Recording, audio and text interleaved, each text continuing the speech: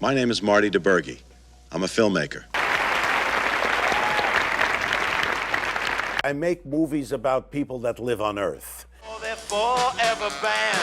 Speaking of bands, ladies and gentlemen, Please welcome Rob Reiner.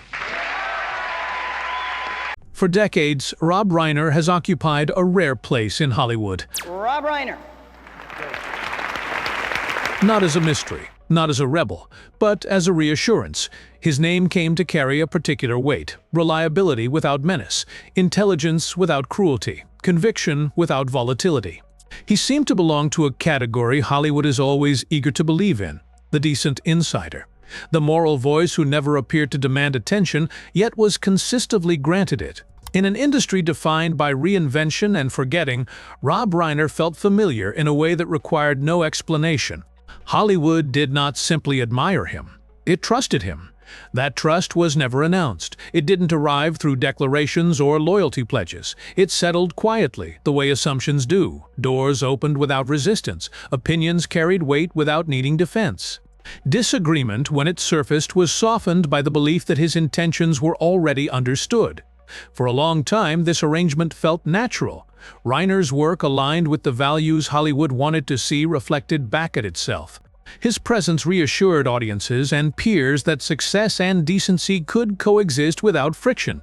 Even when his views were clear, he was rarely framed as controversial. He was framed as safe. But trust, once it becomes automatic, stops being examined. This story is not about scandal or collapse. There is no moment where everything breaks apart. What changed instead was quieter. The environment around Rob Reiner shifted, audiences evolved, cultural alignment loosened, and in that shift, something that had once moved invisibly began to register. Authority that operates smoothly rarely notices itself.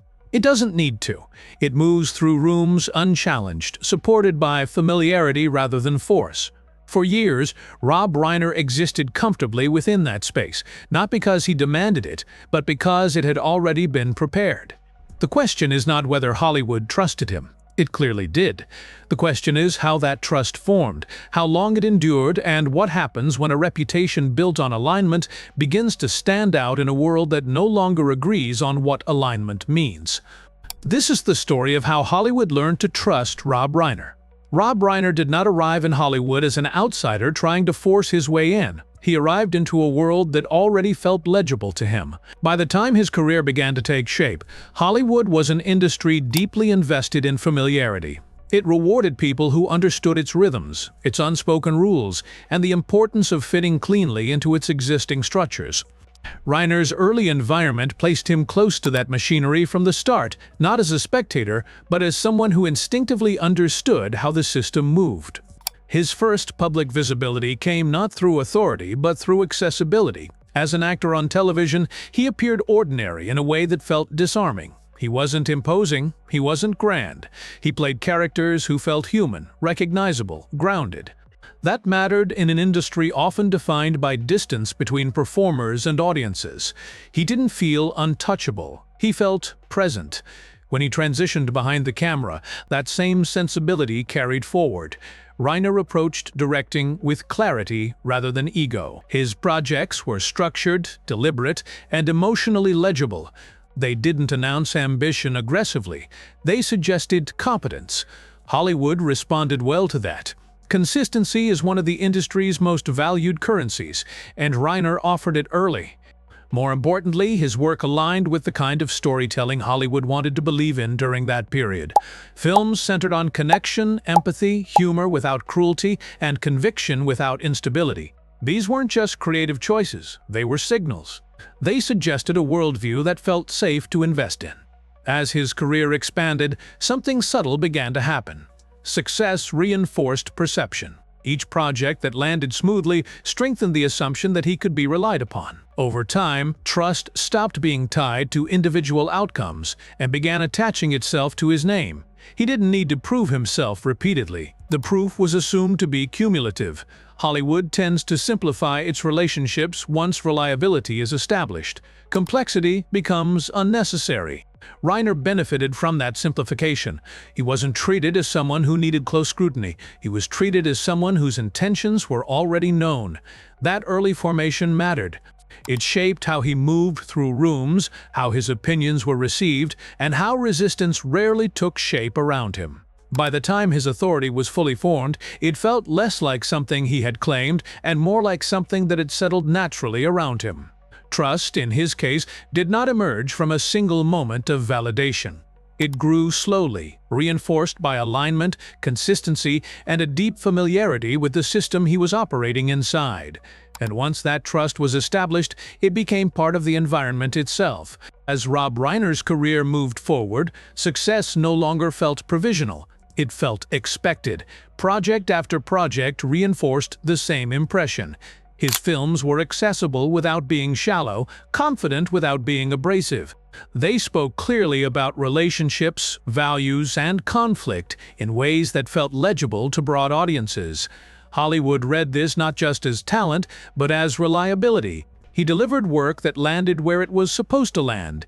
It didn't surprise executives in uncomfortable ways, it reassured them. With each success, his reputation narrowed into something precise. He became associated with a particular kind of authority. Not the loud authority of provocation or dominance, but the quieter authority of alignment. His name suggested a shared understanding of what stories should do and how they should behave. He wasn't seen as someone who needed managing. He was seen as someone who could be trusted to manage himself. Over time, that reputation began to operate independently of individual projects. It was no longer just about whether a film succeeded or failed. The assumption preceded the work. His involvement signaled seriousness, competence, and moral clarity before anything had been released. In an industry that often hedges its bets, that kind of certainty is rare.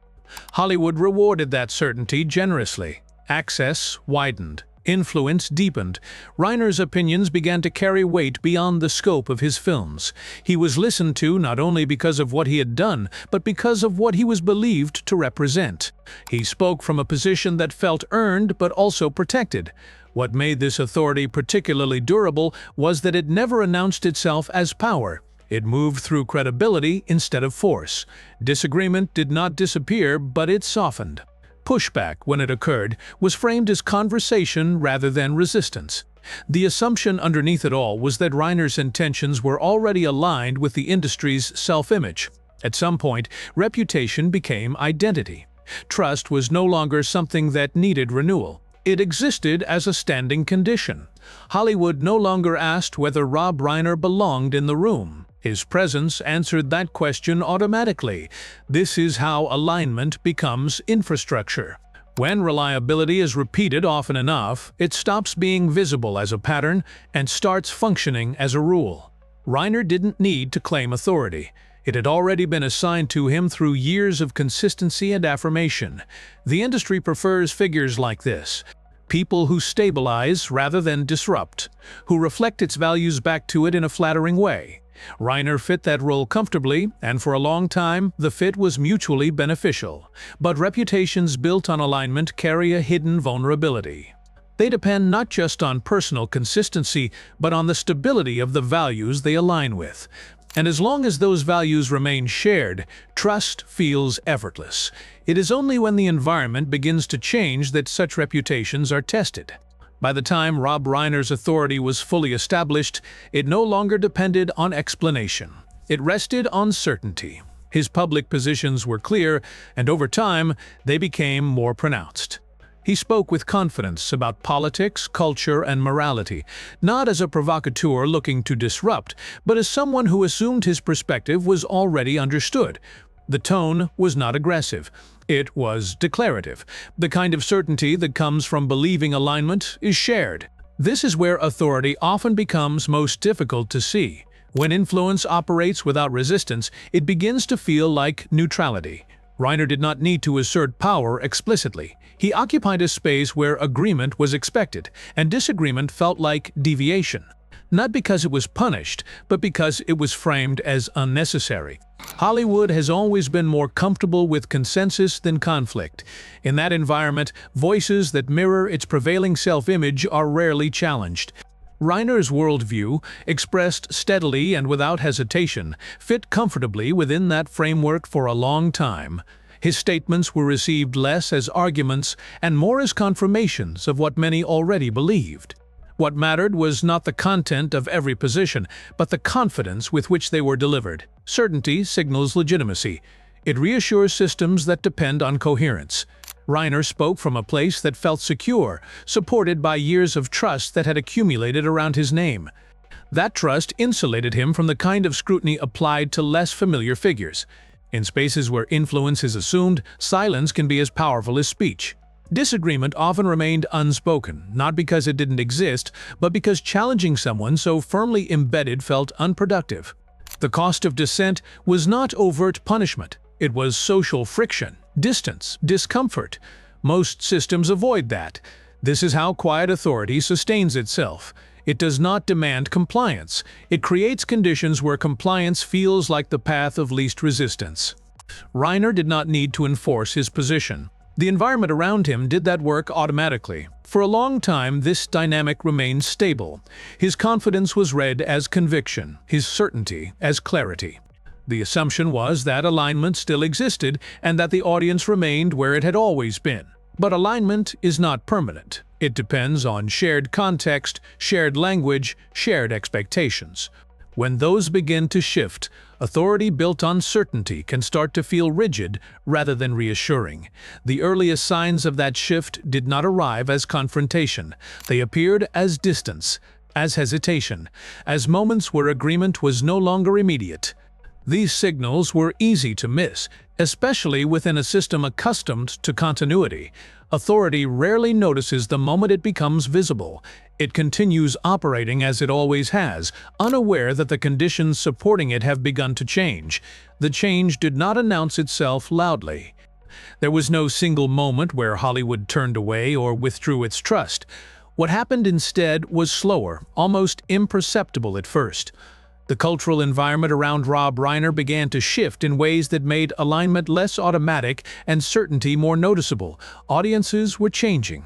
The consensus that once held large cultural spaces together started to fragment. Viewers no longer approached public figures with the same expectations of shared belief. Agreements, once assumed, became conditional. In that environment, voices that had once blended into the background began to stand out simply by continuing to speak as they always had. Reiner did not dramatically alter his positions. His tone remained steady, his confidence unchanged. What shifted was the response. Statements that would once have passed without comment now drew scrutiny. Not outrage necessarily, but attention, the kind of attention that signals a recalibration rather than a rejection. This is how authority becomes visible. Not when it is challenged aggressively, but when it is no longer taken for granted. Familiar certainty starts to feel assertive. Alignment starts to feel like insistence. The same presence that once reassured now invited interpretation. Importantly, this visibility did not result in punishment. Hollywood did not revoke access or strip credibility. Reiner's career did not collapse. His standing remained largely intact, but the conditions around that standing had changed. Trust, which once existed as a default, now required context. Where agreement had once been assumed, it now needed explanation. Where confidence had once read as clarity, it now carried weight. The difference was subtle, but meaningful. It marked the shift from ambient authority to noticeable influence. This transition can be uncomfortable for systems accustomed to stability. It introduces friction without drama. The room doesn't erupt, it quiets. Conversations become more careful, reactions more measured. Authority is no longer invisible, and that visibility alters how it moves. For Rob Reiner, this meant occupying a slightly different space, not an outsider's position, but one that drew clearer lines. His presence no longer settled rooms automatically. It prompted response, sometimes agreement, sometimes distance, sometimes silence. This is the moment reputations built on alignment are tested, not by collapse, but by context. The trust remains, but it is no longer unconditional. It is filtered through a changing landscape, one where certainty itself has become something audiences examine rather than accept.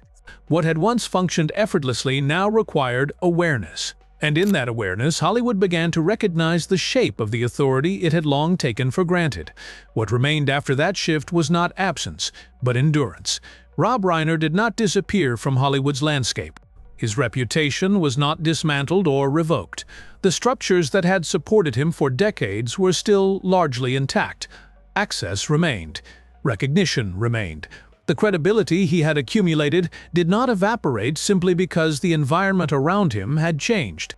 This is how legacy often functions in Hollywood. It absorbs tension rather than breaking under it. Reputations built over long periods develop a kind of insulation. They do not need to be defended loudly because they are already embedded in institutional memory. Reiner's career had reached that stage. His past work continued to speak for him, reinforcing a sense of legitimacy that did not depend on current consensus. What changed was not the presence of trust, but its texture. It no longer operated as background noise. It became situational.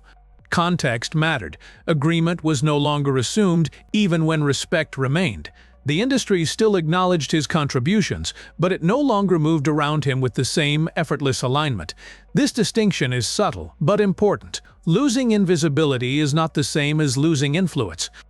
Reiner retained a voice. What shifted was how that voice was received. It was heard as one position among many, rather than as a stabilizing reference point.